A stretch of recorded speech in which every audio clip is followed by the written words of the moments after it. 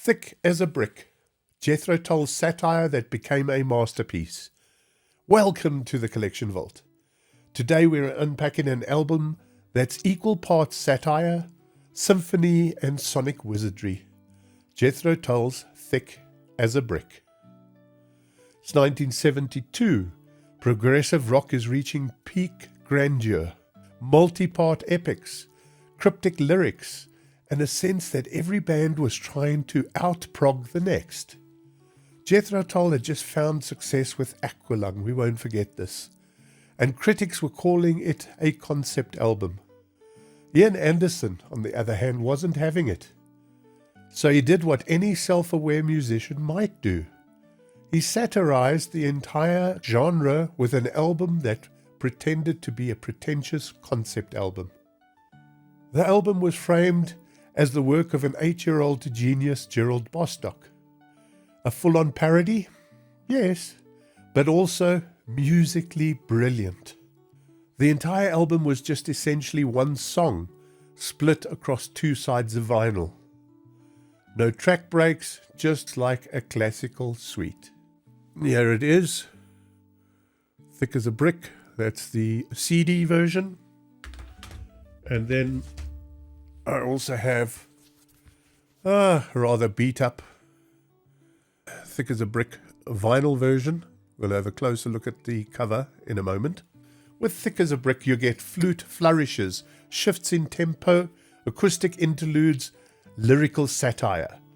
The lyrics mock everything from social norms to self-importance in art.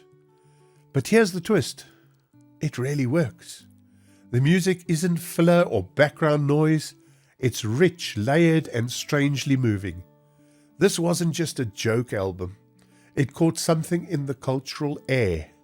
Skepticism, disillusionment, and a search for authenticity in a world of spectacle. Even today, Thick as a Brick speaks to artists pushing back against being pigeonholed and listeners craving something that challenges them. Now, if you think the music was ambitious, the packaging was downright theatrical. This isn't your standard album art. It's a full-blown mock newspaper. Here it is. My original vinyl as thick as a brick.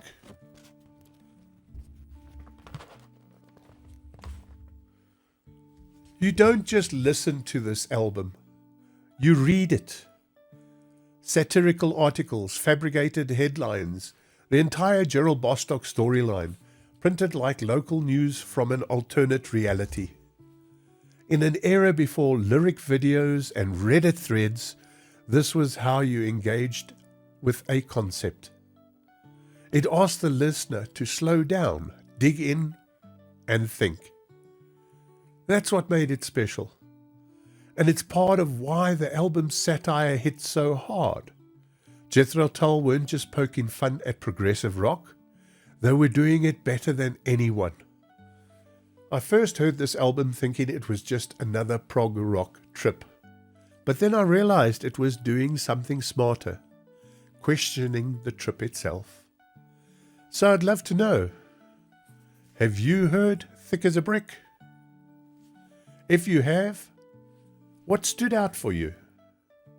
And if you haven't yet, you should give it a listen. Even if concept albums sound intimidating, this one just might change your mind. If you're a new listener, don't worry, you don't need the original vinyl to feel the album's concept. But if you do stumble across a copy someday, you'll understand why this one became a legend. Sometimes the cover is half the experience.